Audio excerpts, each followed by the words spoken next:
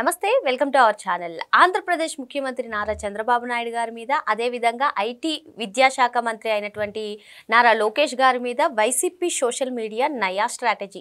మరి ఇప్పుడున్న పరిస్థితుల్లో ఒక పక్క లిక్కర్ స్కామ్ కానివ్వండి, మరో పక్క వివేక హత్య కేసు కానివ్వండి, మరి గత ప్రభుత్వ హయాంలో చేసినటువంటి అవినీతి అక్రమాలు అన్నీ కూడా ఇప్పుడు ఒక్కొక్కటిగా బయటకు వస్తున్న నేపథ్యంలో అందరు మంత్రులపైన ఎమ్మెల్యేలపైన కూడా చర్యలు తీసుకోవడం జరుగుతుంది. మరి ఈ నేపథ్యంలో ఇప్పుడు చంద్రబాబు నాయుడు గారిని జగన్మోహన్ రెడ్డిని పోల్చి చూసే పరిస్థితే లేదు. అందుకని చెప్పి వైసీపీ సోషల్ మీడియాలో చంద్రబాబు గారిపైన అదే విధంగా లోకేష్ గారిపైన నయా స్ట్రాటజీ నడుస్తున్నట్టుగా అనిపిస్తుంది. ఇంతకీ ఆ స్ట్రాటజీ ఏంటి తెలుసుకునే ప్రయత్నం చేద్దాం. దీన్ని విశ్లేషించడానికి మనతో పాటుగా ఉన్నారు పొలిటికల్ అనలిస్ట్ షణ్ముఖ్ గారు. నమస్తే అండి. నమస్కారం అండి. ప్రస్తుతం ఉన్నటువంటి సిచ్యువేషన్లో చంద్రబాబు నాయుడు గారి పైన జగన్మోహన్ రెడ్డి గారికి ఇద్దరికి కంపారిజన్ అసలు ఎట్టి పరిస్థితుల్లో అది ప్రజలు అంగీకరించరు. చంద్రబాబు నాయుడు గారితో జగన్మోహన్ రెడ్డిని పోల్చడం అని చెప్పి వైఎస్ రాజశేఖర్ రెడ్డి కీర్తిని వాడుకోవాలని చూస్తున్నారని, మరి మొత్తానికి అటు చంద్రబాబు గారి పైన ఇటు లోకేష్ పైన ఇద్దరి పైన సోషల్ మీడియాలో కొత్త స్ట్రాటజీకి వైసీపీ తెరలేపినట్టు తెలుస్తుంది. ఇంతకీ ఏంటి ఆ స్ట్రాటజీ? మీరు ఇందాక నుంచి నయా స్ట్రాటజీ అని చెప్పేసి అంటున్నారు. మీరు అడిగినటువంటి ప్రశ్న కూడా ఇట్స్ ఎ లెంతీ క్వశ్చన్, ఎందుకంటే దీంట్లో చాలా అంశాలు ఇమిడి ఉన్నాయి. మరి ప్రధానంగా మీరు అడిగినటువంటి ప్రశ్నలో భాగంగా 3 అంశాలు అయితే మనం ప్రధానంగా చెప్పుకోవచ్చు. మొదటి అంశము, వైఎస్ జగన్మోహన్ రెడ్డి గారిని చంద్రబాబు నాయుడు గారితో కంపారిజన్ చేస్తే జగన్ మంచోడు అంటే ప్రజలు నమ్మరని భావిస్తున్నారు. కాబట్టి ఈ విషయంలో స్ట్రాటజీ ఎలా ప్లే చేస్తున్నారు, పాయింట్ నెంబర్ 1.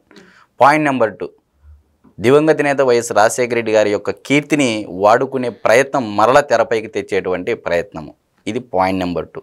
ఇకపోతే పాయింట్ నెంబర్ 3, ఎలా వీళ్ళు సోషల్ మీడియాలో చంద్రబాబు గారి పైన లోకేష్ గారి పైన అంటే వారి యొక్క ఇమేజ్ను తగ్గించేందుకు ఒకవైపు చేస్తూ మరొక వైపు జగన్మోహన్ రెడ్డి గారి అంటే వారి పైన ఉన్నటువంటి చెడును తొలగించేందుకు ఏ విధమైనటువంటి డైవర్షన్ చేస్తున్నారు. సోషల్ మీడియాలో ఉన్నటువంటి ఇన్ఫ్లుయెన్సర్లని, యూట్యూబర్లని, కొంతమంది ప్రముఖులతో న్యూట్రల్ జర్నలిస్టులతో చేసేటువంటి ఇంటర్వ్యూలు. సో మనం ఇప్పుడు మొదటి అంశం ఫస్ట్ పాయింట్ మాట్లాడుకున్నట్లయితే, YS Jaganmohan Reddy garu comparison versus అంటే చంద్రబాబు గారు వర్సెస్ వైఎస్ జగన్మోహన్ రెడ్డి గారు అంటే ఈరోజు నమ్మే పరిస్థితి ఎక్కడైనా ఉందా రాష్ట్రంలో? లేదు. ఈరోజు నారా లోకేష్ గారు కూడా ఇండియా టుడే ఇంటర్వ్యూలు ఏం చెప్పారు? చంద్రబాబు గారు వారు ఎందుకు, నేను చాలు జగన్మోహన్ రెడ్డి గారు అని చెప్పేసి నారా లోకేష్ గారు చెప్పినటువంటి పరిస్థితి. మరి ఎలా కంపారిజన్ చేస్తారు? ఇప్పుడు సంక్షేమ రాజ్యము, తండ్రి చనిపోయినటువంటి సింపతిని గతంలోనే 2019కి ముందు వాడుకోవడం జరిగింది జగన్మోహన్ రెడ్డి గారు. అంటే 2019కి ముందు అంటే మాట్లాడేటువంటి 5 నిమిషాల మాటల్లోనే ఒక 10 సార్లు దివంగత నేత అన్నటువంటి వైఎస్ జగన్మోహన్ రెడ్డి గారు 2019లో సీఎం అయిన తర్వాత, ముఖ్యమంత్రి పదవి చేపట్టిన తర్వాత పట్టుమని 10 సార్లన్నా ఎక్కడన్నా ఆయన స్పీచ్లో మాట్లాడడం జరిగిందా దివంగత నేత అని? ఏకంగా రాజశేఖర రెడ్డి గారి ఫోటోనే అంటే వాళ్ళు ఇచ్చినటువంటి నవరత్నాల మేనిఫెస్టోలో కూడా తీసివేసుకుంటూ రావడం అనేది మనం కూడా సోషల్ మీడియాలో చూసాం. మరి ఎందుకు వైఎస్ రాజశేఖర రెడ్డి గారిని సీఎం కాకముందు, సీఎం అయిన తర్వాత ఈ విధంగా వాడుకునే ప్రయత్నం చేశారు? మరి ఇప్పుడు ఒక ఎలక్షన్కే వైఎస్ రాజశేఖర రెడ్డి గారి యొక్క వారసత్వము, ఆయన యొక్క ఆ ఇంపాక్ట్ అనేది ఒకసారి ప్రభావితం చేస్తుంది జనాల మీద.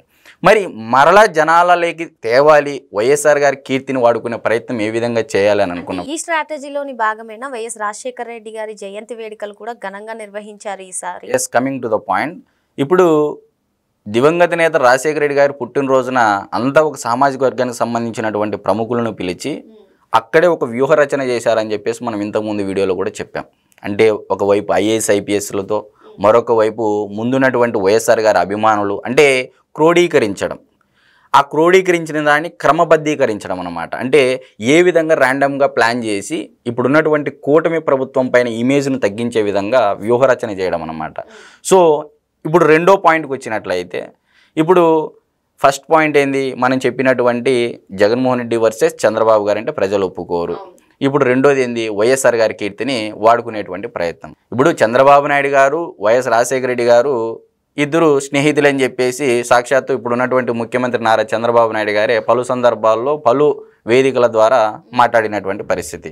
మరి ఇప్పుడు ఆ ఇమేజ్ను అంటే ఇప్పుడు చనిపోయిన వారి గురించి ఏది చెప్పినా కూడా దానిని ఖండించలేరు, కాదనలేరు. కాబట్టి సో ఆ జరిగిపోయినటువంటిని మరల తెరపైకి తెస్తే జగన్మోహన్ రెడ్డి పైన ఉన్నటువంటి బ్యాడ్ ఇమేజ్ను ఏదైతే ఉందో దానిని డైవర్షన్ చేసే భాగంగా ఈ మధ్య కాలంలో మీరు సోషల్ మీడియాలో చూడండి, ఎక్కడ చూసినా యాత్ర 2 మూవీలో ఉన్నటువంటి క్లిప్స్ కానీ, దాని తర్వాత రాజశేఖర రెడ్డి గారు ఇంతకుముందు ఉండేటువంటి ప్రయత్నం, అంటే వాళ్ళు చేసినటువంటి మంచి పనులు. డెఫినెట్గా ఒక ముఖ్యమంత్రి అన్నాక ఒక ఎజెండా ఉంటుంది, వాళ్ళ ఓన్ పాయింట్ ఆఫ్ వ్యూ ఉంటుంది. సో ఆ పాయింట్ ఆఫ్ వ్యూలో వెళ్ళినప్పుడు వాళ్ళు చేసినటువంటి సంక్షేమం ఏదైతే ఉందో అవి చేస్తూ చంద్రబాబు గారి ఇమేజ్ను, అంటే సమకాలీకుడుగా లేని వారిని తెరపైకి తెస్తే డెఫినెట్గా రచ్చబండల వేదికగా గ్రామ స్థాయిలోనూ పట్టణ స్థాయిలోనూ, అంటే వైఎస్ఆర్ గారి అభిమానులు కూడా ఉంటారు కదా, డెఫినెట్గా ఉంటారు.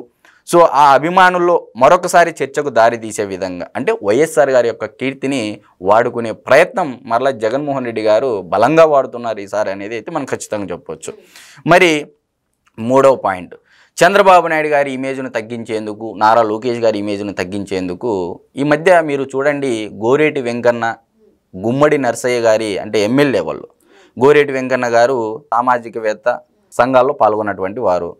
అంటే సమాజంలో ఉన్నటువంటి న్యూట్రల్ జర్నలిస్టులతో వాళ్ళతో ఇంటర్వ్యూల్లో పాల్గొంటూ ఇలాంటి వారితో ప్లానింగ్ చేస్తూ వైఎస్ రాజశేఖర రెడ్డి గారిని కీర్తించే విధంగా అంటే ప్లాన్ చేసి, అసలు గత 5 ఏళ్లలో ఎప్పుడైనా జరిగిందండి గుమ్మడి నర్సయ్య గారితో కానీ గోరేటి వెంకన్న గారితో ఎక్కడైనా ఇంటర్వ్యూలు జరిగాయా?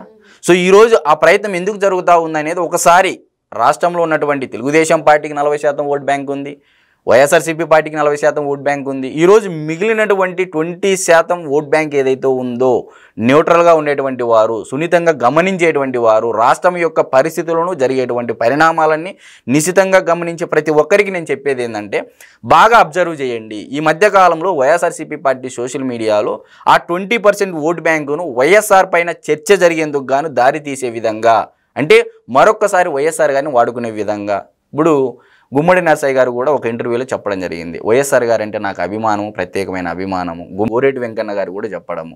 అంటే ఇలాంటి ప్రముఖులతో ఇంటర్వ్యూలు న్యూట్రల్ జర్నలిస్టులతో చేపించి వైఎస్ఆర్ గారి పైన తెరపైకి తెచ్చి జగన్మోహన్ రెడ్డి గారి పైన ఉన్నటువంటి చెడును డైవర్షన్ చేసేసి వైఎస్ఆర్ గారి కీర్తిని మాత్రమే ఫ్రంట్ ఇమేజ్లో పెట్టి, సో మరలా జగన్మోహన్ రెడ్డి గారి పైన ఒక ఎలివేషన్ వీడియోలు, సింహం సింగిల్గా వచ్చింది, సోనియా గాంధీ గారిని ఢీ కొట్టాడు, ఇది చేశాడు, అది చేశాడు.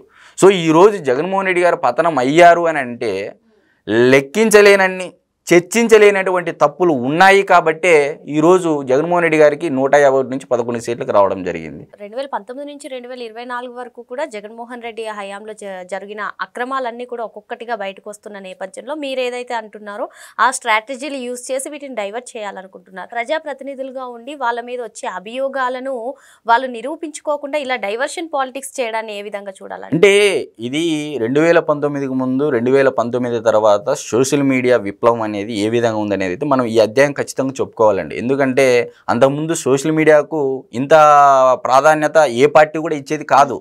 జగన్మోహన్ రెడ్డి గారు ఎప్పుడైతే సోషల్ మీడియా వేదికగా, అంటే కొన్ని సాంగ్స్ పెట్టేసి, కొన్ని మ్యూజిక్ టోన్స్ పెట్టేసి, ఎలివేషన్లు ఇచ్చుకొని, కొంతమంది ఇన్ఫ్లుయెన్సర్లను తీసుకొని వచ్చేసి, అప్పుడు చూసాం అప్పట్లో ఒక కన్సల్టెన్సీ ద్వారా ప్రముఖంగా ఉన్నటువంటి ఇన్ఫ్లుయెన్సర్లను అంతా క్రోడీకరించి వారికి నిమిషానికి ఇంత డబ్బులు, లేకపోతే ఒక వీడియోకి ఇంత డబ్బులు అని చెప్పేసి జగన్మోహన్ రెడ్డి గారే 2024 ఎలక్షన్లకు ముందు కూడా ఇది వాడారు అని చెప్పేసి అప్పట్లో మనం వార్తల్లో విన్నాం, ప్రధాన మీడియాలో కూడా చూసాము.